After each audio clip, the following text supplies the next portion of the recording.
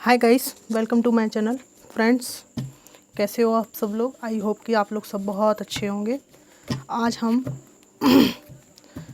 Current feeling पर reading कर रहे हैं कि आपके जो भी पर्सन हैं जिनके बारे में भी आप सोच रहे हैं उनकी करंट फीलिंग क्या है, क्या सोच रहे हैं, वो अभी सोच भी रहे हैं नहीं, क्या विचार हैं उनके, क्या भावनाएं हैं, आज हम निकाल रहे हैं।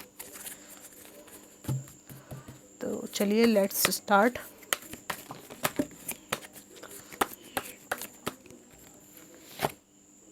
The hermit, 4 of Pentacles, Ace of Wands,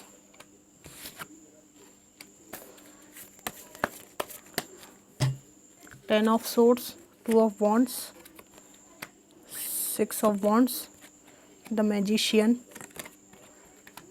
2 of Cups, 7 of Swords and 8 of Pentacles। Bottom of the deck है द एम्परर।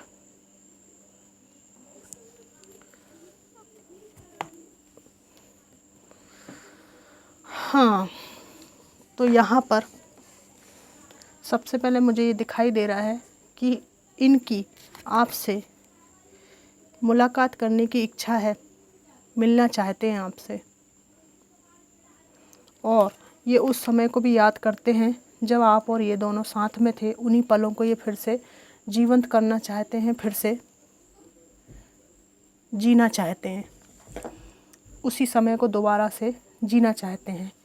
इनकी करंट फीलिंग में ये आपको बहुत मिस कर रहे हैं, बहुत याद कर रहे हैं, और इन्होंने आपको याद बहुत ज़्यादा किया, शिद्दत से याद किया है इन्होंने। पर इनको लग रहा है कि आप अपने ज़िंदगी में नए रिश्तों के साथ, नए लोगों के साथ बहुत खुश हैं, और यहाँ पर आप लोग इनको हर्मिट मोड में, चिंतन के मोड में दिखाई दे रहे हैं। हर्मिट जैसे कि एक सन्यासी होता है, अकेला होता है, लेकिन उसके बाद भी उसका जो फोकस होता है वो खुद पर होता है। उस तरह की एनर्जी में आपको देख रहे हैं। वहीं कुछ लोगों के पार्टनर देख रहे हैं कि आपने अपने कैरियर को बनाने पर और अपनी जीवन को बेहतर बनाने पर ध्यान देना स्टार्ट किया है, जब से आपने ये महसूस किया है कि इनके पास आपको फुलफिलमेंट नहीं मिल रही है।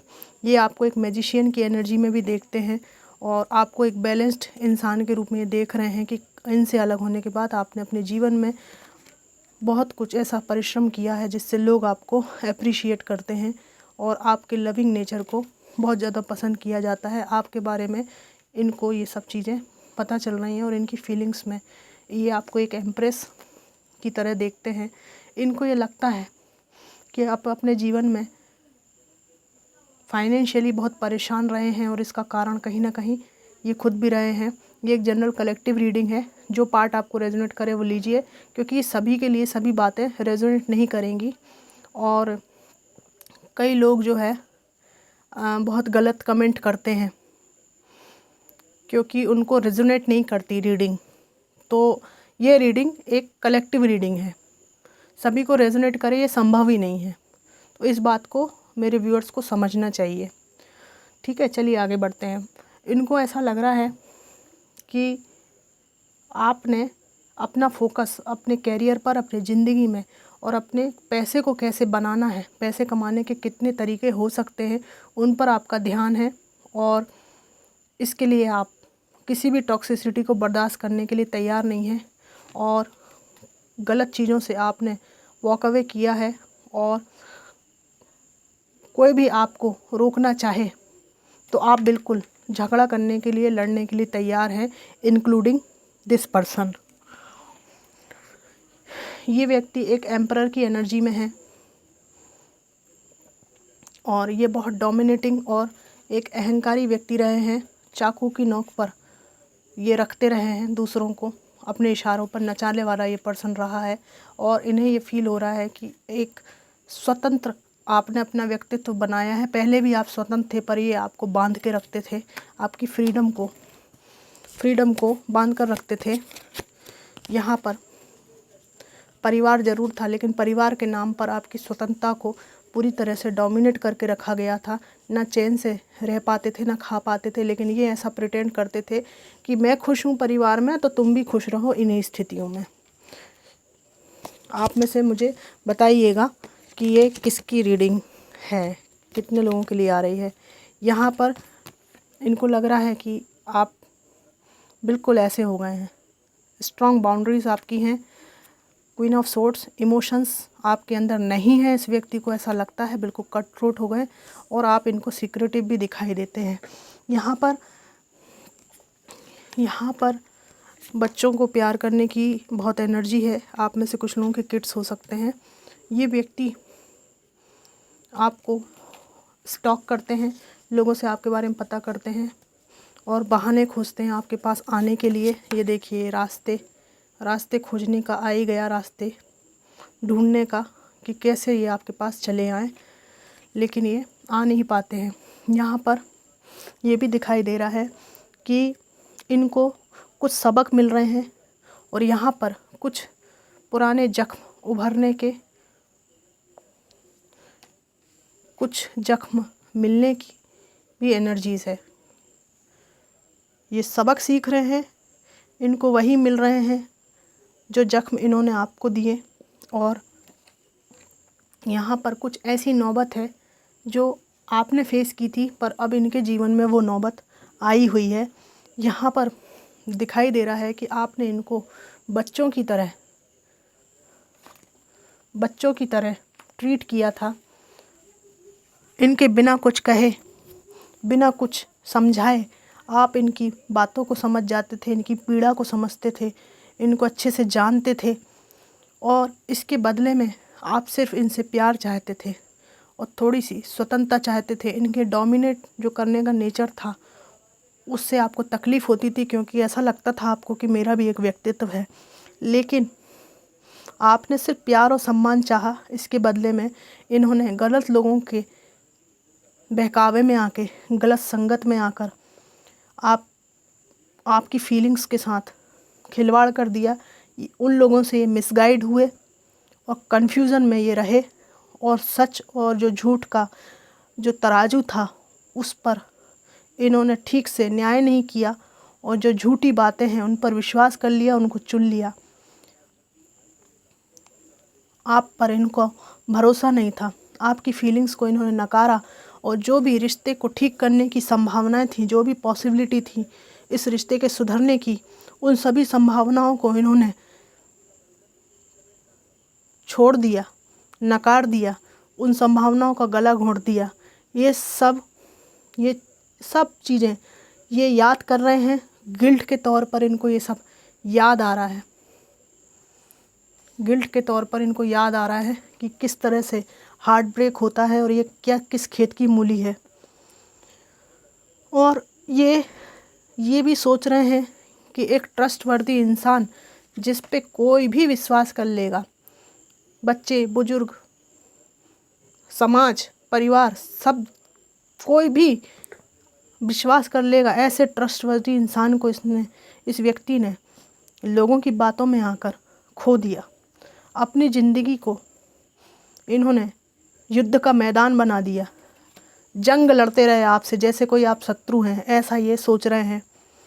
और इनको रिग्रेट हो रहा है कि इन सब चीज़ों के लिए खुद जिम्मेदार हैं, और इनको ऐसा भी लगता है कि आप दोनों आपस में संपूर्ण बन सकते थे, संपूर्ण एक रिलेशनशिप बन सकता था, संपूर्णता की तरफ आप लोग जा सकते थे, लेकिन उन्होंने आपके साथ ये सब टॉक्सिसिटी करके, आपके ऊपर भरोसा ना करके, अपने अकेलेपन को खुद न्योता दिया, खुद चुना,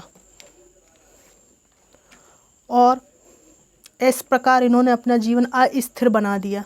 स्थिरता को इन्होंने बाय बाय कह दिया। अकेलापन इनको खाया जा रहा है, इनको लगता है कि अकेलापन एक दिन इनको मुश्किल कर देगा जीना।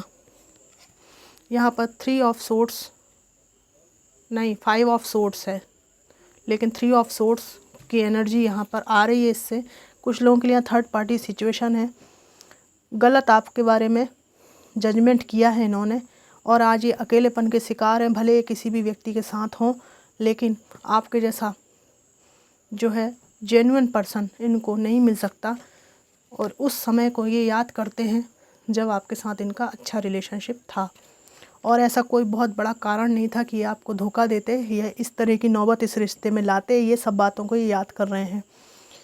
और यहाँ पर ट्रस्ट इशू भी हैं। ट्रस्ट इशू ऐसे हैं कि आपके ऊपर शक करते थे, ये संदेह की समस्या थी इनको, इसलिए ये बहुत ज़्यादा स्ट्रिक्ट थे रिश्ते में, और आपको कई भांति से कई तरह से हर्ट भी किया गया है। चुभने वाली बातें कहना, बैड बिहेवियर करना, भले इसका आपके मन पर क्या असर हो रहा है इसके बारे में कोई फिक्र ना करना, ये सब इन्होंने किया है। और ये चीज़ इनको आज रुला रही हैं बहुत। आंख बंद करके इन्होंने गलत लोगों पे भरोसा किया, और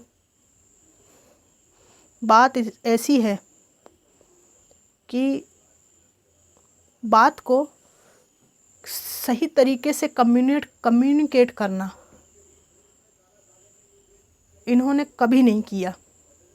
क्या इनके मन में है, क्या कहना चाहते हैं, आपसे क्या चाहते हैं, आपको कभी समझ में ही नहीं आया। कभी समझ में नहीं आया कि आखिर ये आपसे क्या चाह रहे हैं।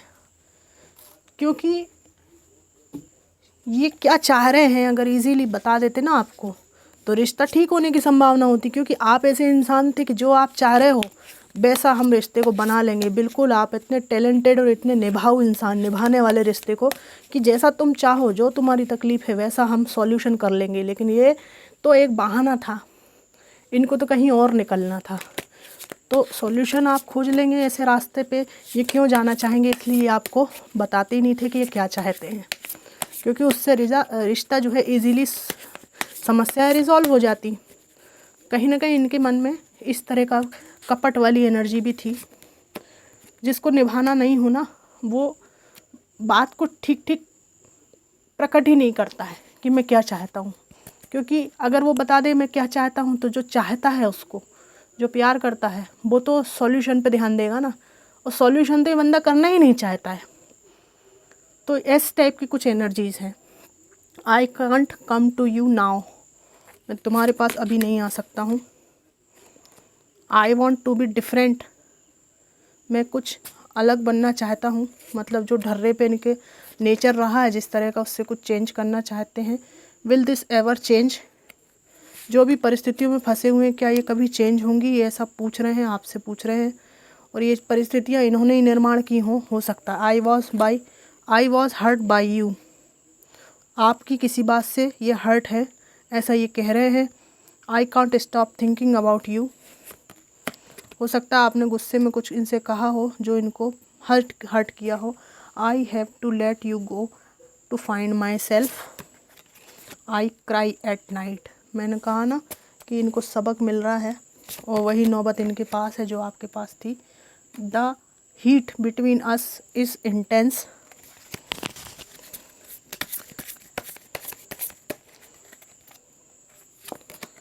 I am shocked in vision of us together. या तो इन्होंने सपने में आपको साथ देख लिया है और आपका रिश्ता इतनी बुरी तरह से ख़राब हो चुका है, आपकी बाउंड्रीज इतनी स्ट्रांग है कि इनकी हिम्मत, मन ही मतलब ऐसा टूट गया कि कभी शायद आप साथ में होंगे भी कि नहीं। लेकिन इन्होंने कहीं ना कहीं इस विज़न को देखा है सपने में, और इनको शौक लगा है।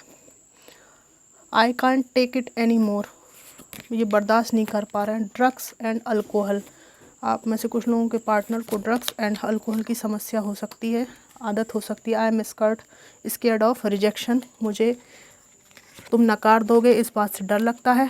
The passion is too much, and last card में निकालूंगी पेनफुल मेमोरीज़, दुखद स्मृतियाँ इनके जहन में हैं और वो इनको बहुत दुख देती हैं, बहुत तकलीफ़ देती हैं। तो फ्रेंड्स, ये थी इनकी करंट फीलिंग, कितनी रेजोनेट की मुझे बताइएगा। Thanks for watching.